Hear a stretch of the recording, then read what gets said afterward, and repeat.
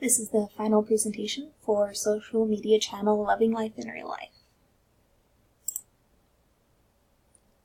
So the main purpose of this channel was really to encourage people to have fun with their mistakes, instead of viewing mistakes as failures just because something didn't turn out.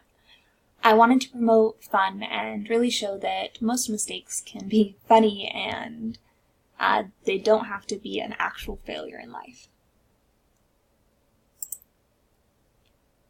So some of the content that I posted was my own funny moments or mistakes. I chose what I hope is a compelling header for both posts. I wanted my audience to connect with failures and with fun, and that they really both go together. So what went well? I loved some of the ideas that I received from the class on Facebook channel. The funny pun for using fland instead of planned was by far my favorite, but all other suggestions and thoughts were really great and helped me by providing additional ideas. I thought the ad section was also really helpful. It helped me get into my audience, and the results were pretty cool to see. I hadn't had any movement on my Instagram channel before the ad section, and after, I even had a comment on one of my posts. Overall, I liked learning about the forms of content that can be produced and really what you can do with them.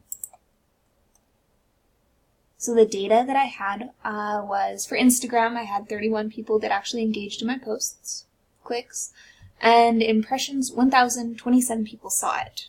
This was because I ran all of my ads on Instagram. For Pinterest, it was a little less because I didn't get any ads run on that. I only had 2 people engage with my posts and 77 people that potentially saw it.